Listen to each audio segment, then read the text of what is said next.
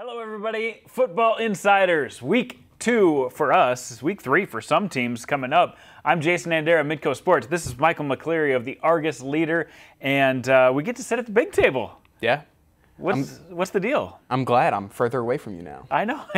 I get to be further away from Michael McCleary, but we get to be on the inside because Michael McCleary and I have both, been on the inside talking to coaches, finding out what's been happening. We're going to give you the stories behind the games, and we're going to give you a preview of what's coming up this week. Should be fun coming up on Football Insiders. And we're going to start, as always, from biggest class to smallest class, not because of importance, just so that you know where we're at. And we're going to start in the biggest class where the polls came out this week, and last week's number 1 and 2 teams, the teams that made it to the Dome, Harrisburg and Brandon Valley, each took losses, and not just losses, they took big losses. And the number 1 team coming out this week is Jefferson, and O'Gorman is at number 2. Reactions just on how that all unfolded last Saturday. Yeah, I mean, I was at the O'Gorman game, so I'll start with that. I mean, none of those coaches on either sideline, were aware that it was going to be, that lopsided of a game. Yeah. Everybody sort of expected it to be a close game throughout. Maybe O'Gorman had a little bit more offensive firepower just because they have those returning skill players, and Brandon Valley's starting to figure some things out after losing a lot of seniors. But nobody expected it to be as far apart as it was, and just gauging the reactions of some of the O'Gorman players when they see the Jefferson score too, they were shocked by that too. So I'm sure similar feeling on that game where Harrisburg maybe thought they would compete a little bit, but Jefferson, they got the seniors, they got the skill players, and they were able to jump out immediately.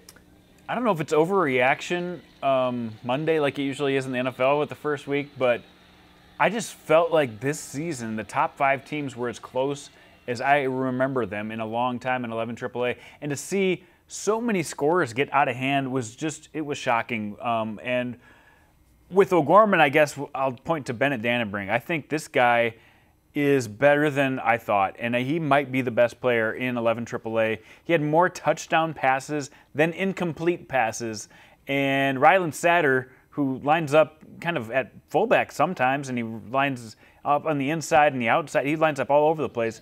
Absolutely torched the opposition, and that combination right there, it's scary. I think they're right up there with Taylon Ashley and Griffin Wilde as far as the scariest combinations in 11 AAA. Oh yeah, for sure, and that's without even mentioning Peyton Hagee, who's obviously a really formidable threat on the outside too. Yeah.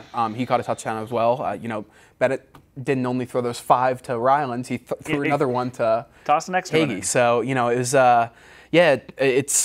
it's pretty unreal. Just sort of I was talking to Ryland after the game, and obviously he's listed as a fullback, but he's going to play everything. He's going to play tight end, wide receiver, slot.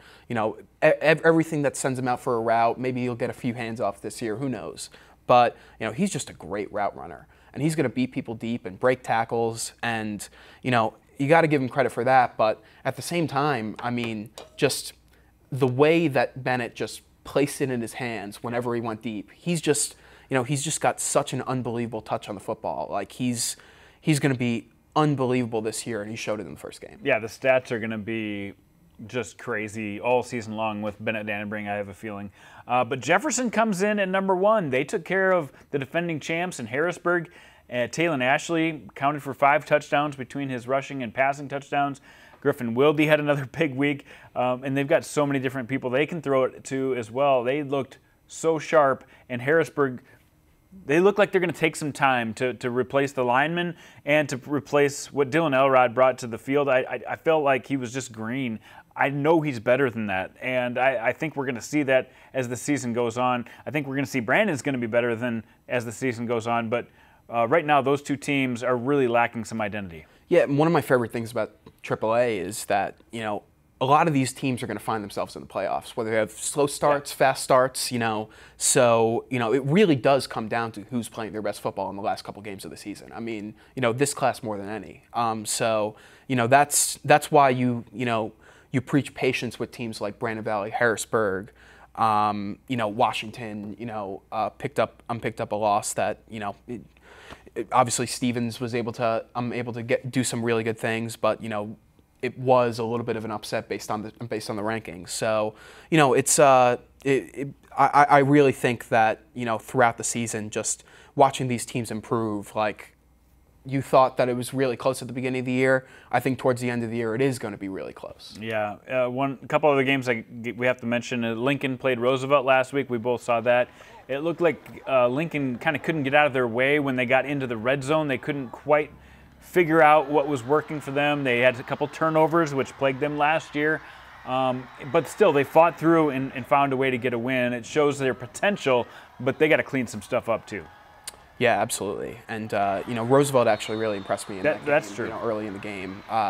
They made some really good plays on offense, and, their defense, I think, had 3 takeaways in the first half. But, we've talked about this basically all year being 2 weeks. We're really high on Lincoln. Lincoln has a really, really good defense. Lincoln has a really, really good offense. And, at parts of the game, it seemed like they should have been better, based on what, their personnel is. But that's another team that, they're still semi-young guys, even though they got a year of experience for their sophomores rising into juniors. But, they're going to get a lot better throughout the year too. So I'm still really high on them, even if they didn't, have maybe the performance that an O'Gorman or Jefferson had in week 1. Yeah. Stevens moves into the rankings. They go 1-0. You mentioned it. They got a upset over Washington, seed-wise, but they won a home game. They got 3 takeaways in the first half against Washington, and then they had some huge plays between their quarterback and receiver combination, Jed Jensen, to Cale Meisman, who came over from Rapid City Central. And Meisman grabbed 4 passes, 2 of them for key first downs, 2 of them for like 50-plus yard touchdowns. So I think they've got a weapon right there. They didn't run the ball, which I thought they were going to, just from talking to Michael Scott and hearing the reports out of Stevens, they were going to be able to run it more this year. They didn't choose to in week 1, and they still got the win. So a huge win for Stevens, moving them into the rankings as well. So right now, Brandon Valley, the only 0-1 team to be in the top 5. People still have confidence that they can do the right thing, but they got a lot of decisions to make here. So that's a look at the rankings in 11 AAA. Let's look at the games coming up this week. Rapid City Central takes on Lincoln. That's an early game, 4 o'clock start at Howard Wood Field. Stevens will take on Douglas. So those are the 2 games that feature West River teams. And then Jefferson at Washington later at Howard Wood Field. And then 2 more Saturday games where we've got a rematch of the championship last year. Brandon Valley takes on Harrisburg in the Tiger Bowl, and then Roosevelt takes on O'Gorman in the Dakota Bowl already. So what's reactions to this week's upcoming schedule, Michael?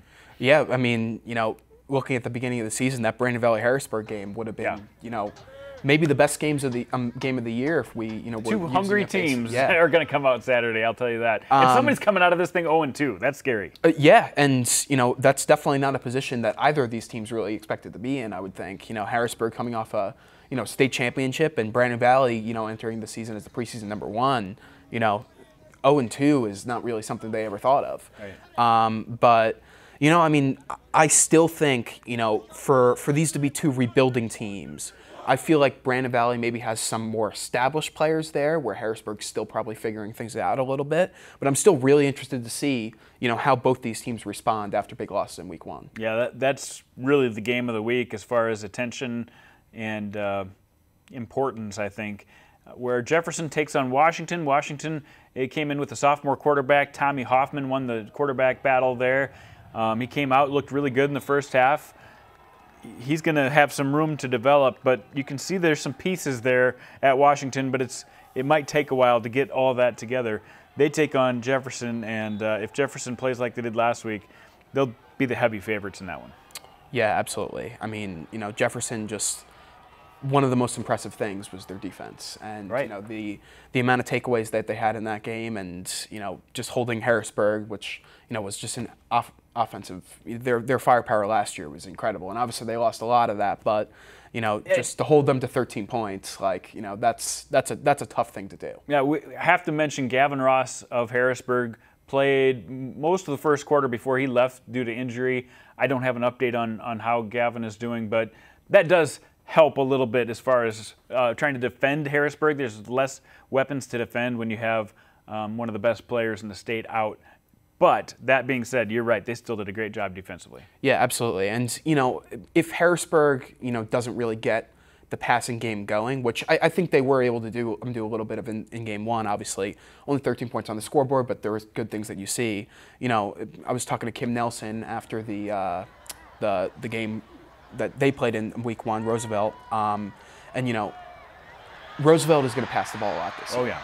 And, if Harrisburg gets into a similar thing that Roosevelt did in the game against Lincoln, where Lincoln knew they were going to pass the ball, Jefferson knew Harrisburg was going to run the ball with Gavin Ross, that's going to be something that teams are going to catch up to. Right. So, Harrisburg definitely needs to make sure that passing game is just as much as involved as Gavin is, even though Gavin's just an unbelievable playmaker. But, hopefully he's doing well and hopefully he's healthy.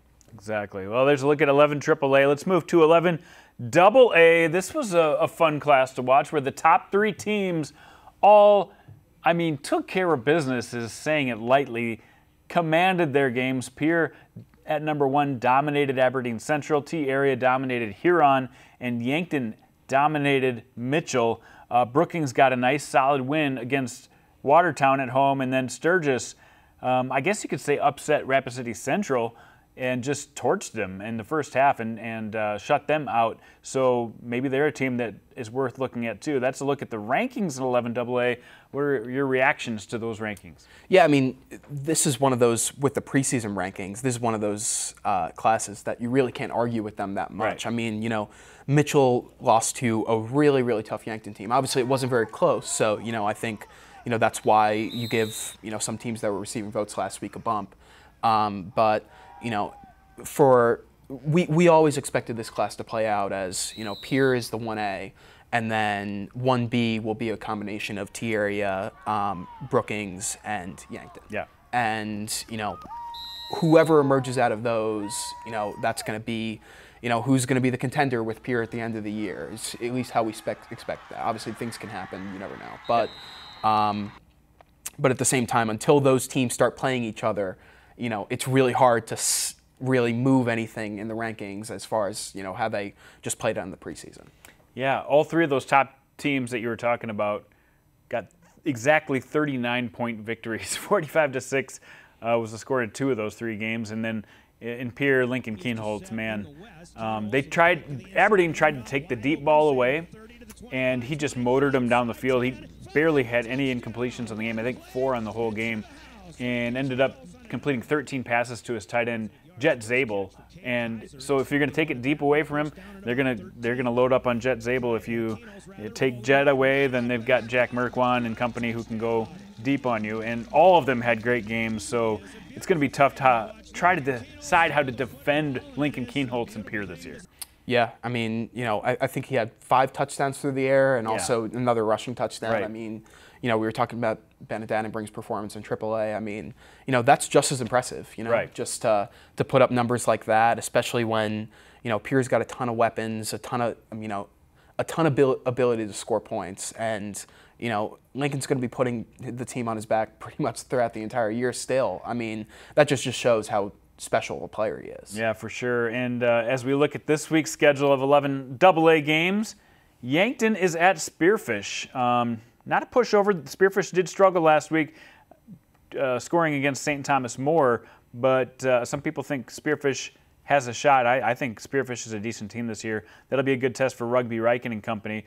Pierre is at Brookings. That'll be the game on Midco Sports. That's also the game Michael McCleary will be at, so a lot of attention on Pierre and Brookings. Huron takes on Watertown, 2 teams that are 0-1 looking for their first win. Sturgis at Mitchell. So Sturgis, the team that got vaulted into the rankings. Mitchell, the team that got taken out. I think there could be a pretty even battle there. And then Saturday, T-Area takes on Aberdeen Central. So after looking at this upcoming week, you want to talk about Pierre at Brookings? That's the game that you're going to be at. Yeah, it's one of those early season matchups where, one of those teams in the 1B tier sort of get their shot at Pierre. And I feel like Pierre just might be too powerful at this point of the season where, some of those teams that you expect to maybe be competing at the end of the year will be able to get a jump on them this year or at this point of the year.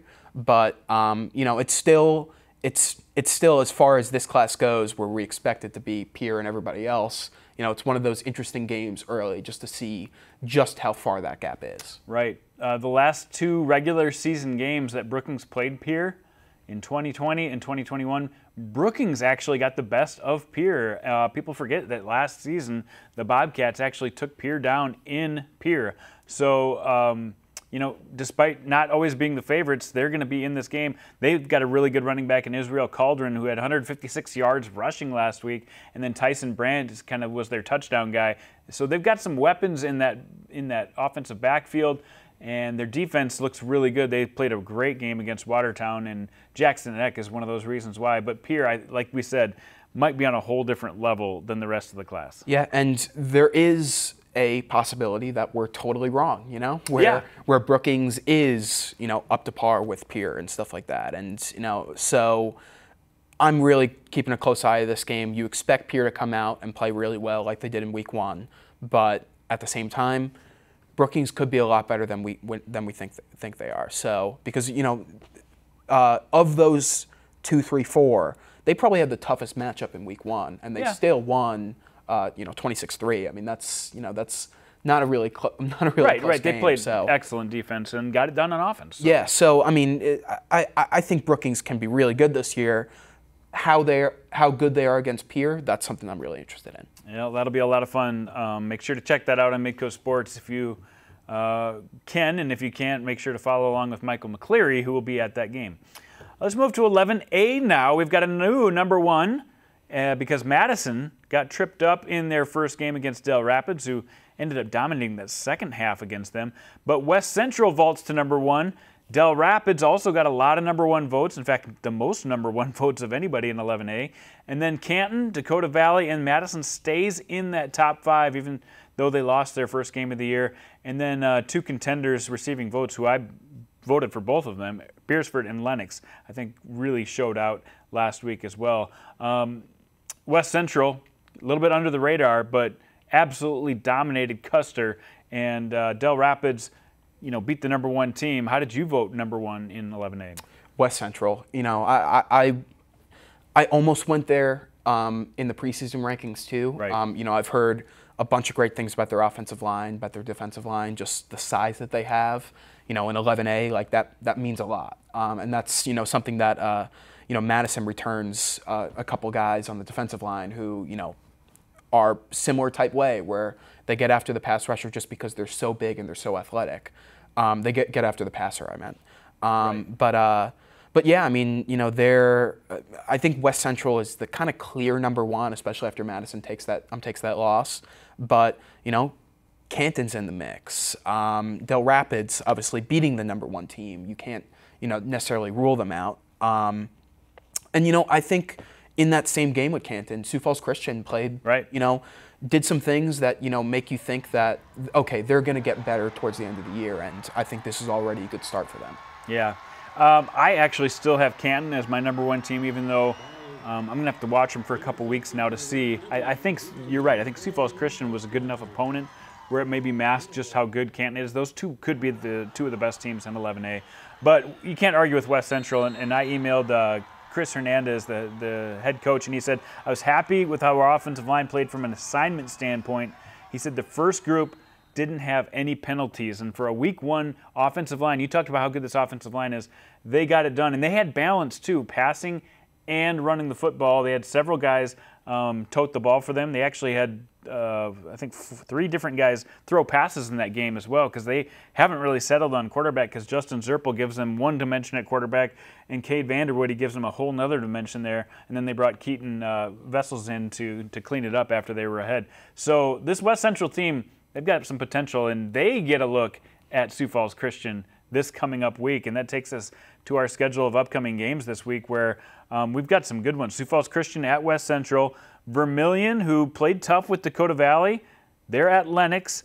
Beersford, who teams might be sleeping on a little bit, they absolutely pounded Millbank last week. They're at Canton. That could be a lot of fun as well. Some really interesting games in 11A. Yeah, talk about a tough early season schedule for Sioux Falls Christian. Yeah. That's I mean, yeah, they could come out 0-2 and maybe have played the 2 best teams in the state. Yeah, and we talked about it with the two classes above. I mean, if you start slow, right. with a tough early season schedule, that's maybe not, the kiss of death. Like, there's still time to rebuild the team and rebuild the season, and get some wins that get you into the playoffs. And then if you're playing well in the playoffs, anything can happen. Right. But yeah, I mean, West Central, obviously they list Justin Zerpel as both a quarterback and a running back. Yeah. So when I hear that, I hear playmaker. Oh, so he is. That's to have him plus a really good offensive line.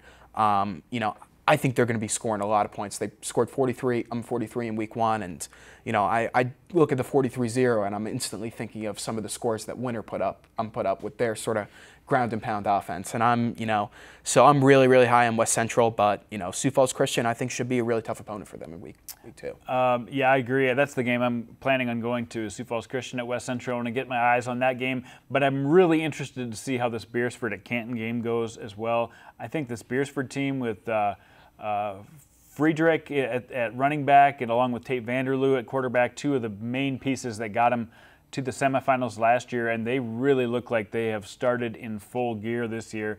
Don't be shocked if the Watchdogs come out and not just play with Canton, but maybe even beat them. I still believe that Canton might be the best team in this class, but I think Beersford is right there with them, so I think that one's going to be a lot of fun. And I also have to say, don't sleep on Lennox. I think this is a team not getting a lot of love yet, but I think they're a team that really, by the end, could be a Final Four team. So it'll be a lot of fun to see them as well. All right, let's move to Class 11B now, where ho-hum, Winter does it again, gets all first-place votes in the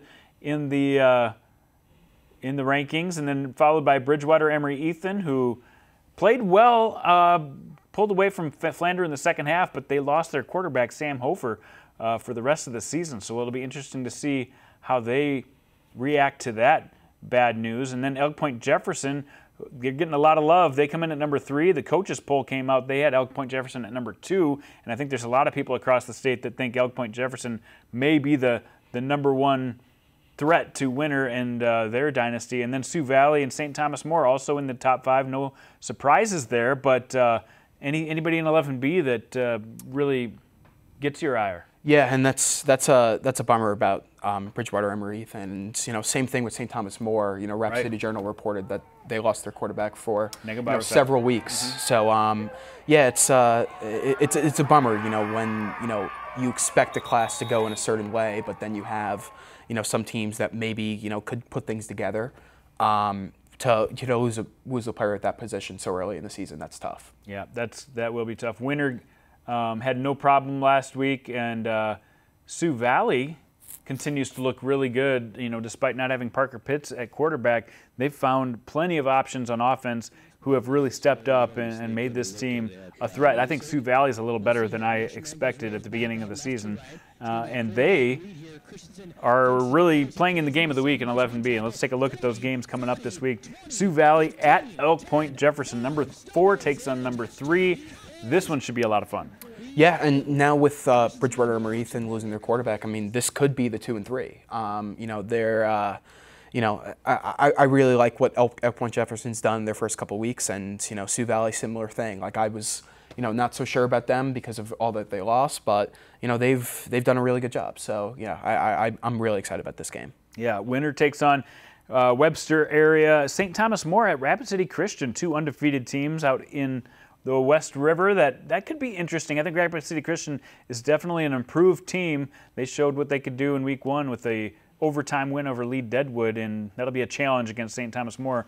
But one we'll definitely keep our eyes on throughout the weekend.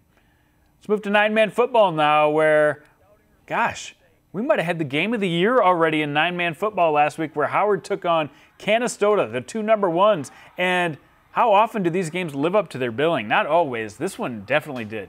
Yeah, I'm trying to think of last year if there were any that were sort of similar. But there were a lot of good games last year, but this one just felt, I don't know, it just felt like a championship game. Yeah, I mean, and, unfortunately it cannot be a championship game.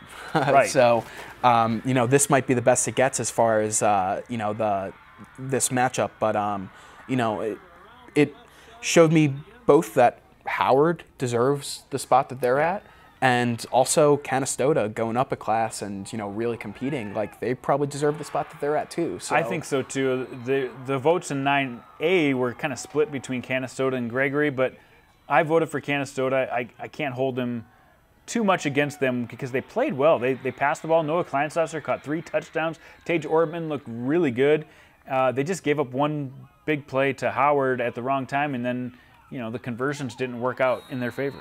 Yeah, and, you also can't, I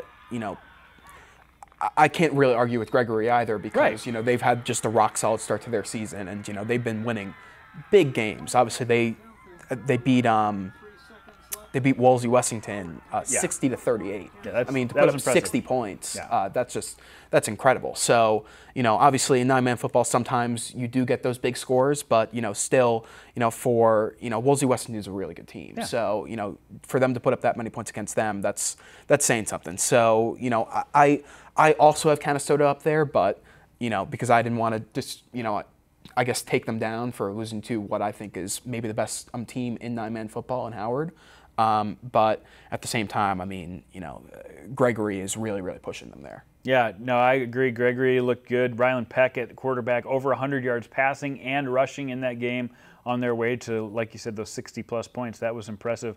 But I want to backtrack to 9AA where we had Howard number 1. Wall continues to break through the wall. They look really good at number 2. Hamlin beat the number 1 team in 9B in Del Rapids St. Mary convincingly as Luke Frazier went over 200 yards rushing. So they're in at number 3. Parkston, moved into the rankings with an impressive win in their own right at home this week against Platte Geddes, taking Platte Geddes out of the poll.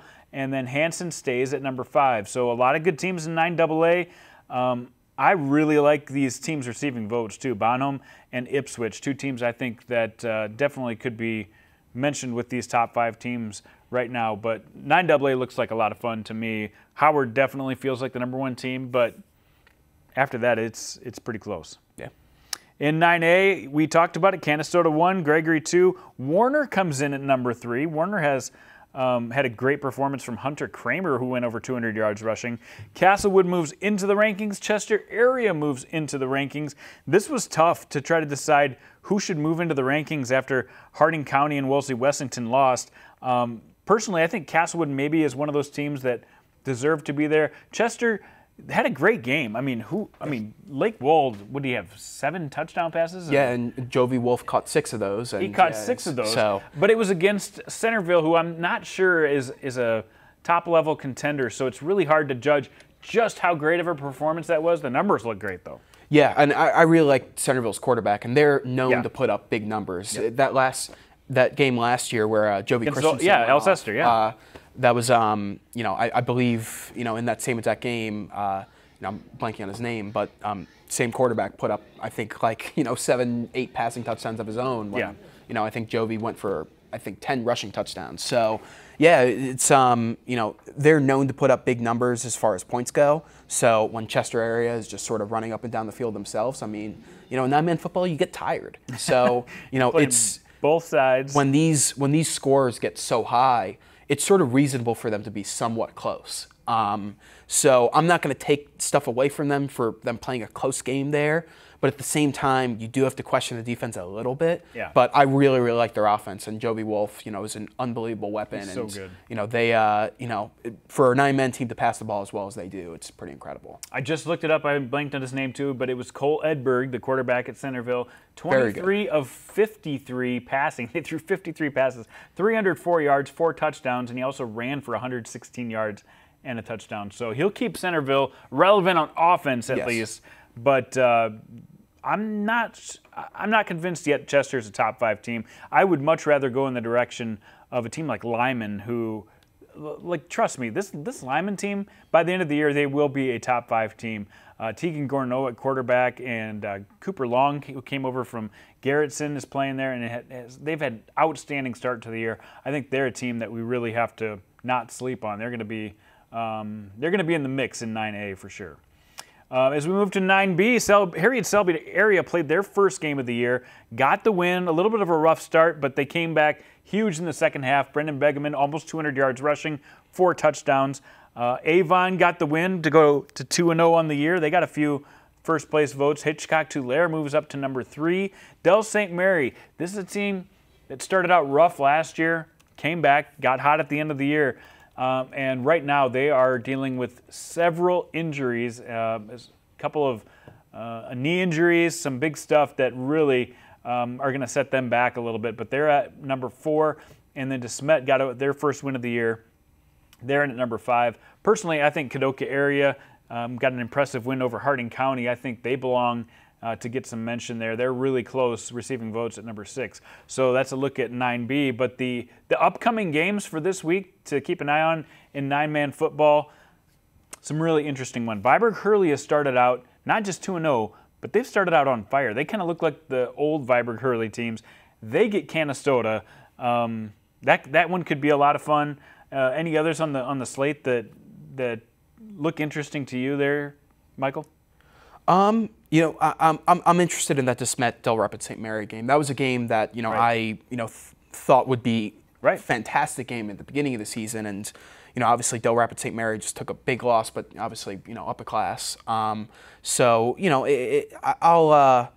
I'll be definitely keeping an eye on that. I'm interested in DeSmet just with how explosive they were last year, and they seemed like they put some pieces together, early in the season already. So yeah, I mean that's a game I'm definitely looking at, especially given that Del Rapid St. Mary is so often at the top of this class. Yeah, no, I agree. I think those two teams would like to put something together for a late season run this year. Two teams I want to watch: Woolsey, Wessington, and Platte Geddes, both coming off of losses last week, and they were projected to be top 5 teams, and they've both got tough battles this week. Woolsey Wessington at Parkston, and Gregory plays Platte Geddes. So one of those two teams, maybe both of those two teams, could start the year out 0-2, and again, that's not where you want to start. That one could be a lot of fun. So that's one I'll definitely be watching. Another one to keep in mind is Lemon McIntosh at Harriet Selby. Lemon McIntosh has gotten a little love in the top 5, and Harriet Selby area, one of their 2 toughest games of the year. They play Ipswich, and then they'll play this game against Lemon McIntosh. So I think we'll see if they're really a number 1 team in 9B, or if maybe Hitchcock-Tulare, Avon, one of these teams really starts to fire up and look like the top team in the smallest class. But that's a look across the state this week. A lot of fun stuff to look forward to. A lot of great stuff happened last week, but what are you looking forward to this week? And I know you got a couple of cool assignments, including Saturday, get to go on the road. Yeah, Saturday I'll be doing some college football, so Kansas State. Go Yotes. USD takes on Kansas State, so that'll be fun. FBS matchups are always cool. It's nice way to get to an FBS stadium and kind of watch a game there, so that'll be cool. And Friday, I'm really excited for up at SDSU, Brookings host Pierre. So yeah, that's going to be a really fun high school game, and I know Midco's broadcasting that too. Yeah, just to get your eyes on Lincoln Keenholz, it's just really fun to watch him operate, and that'll be a treat just to see how he does. But I think this Brookings team is really hoping to slow him down. That could be a lot of fun. So yeah, that'll be the game on Midco Sports. David Brown, Curtis Riggs on the call there. I'll be back in the studio because we've got Varsity Sports Live duties, and we'll be covering all North and South Dakota with highlights and reaction from across the state. So a lot to look forward to. That's all we've got for you this week on Football Insiders. For Mike McCleary, I'm Jason Andera. We'll see you next week.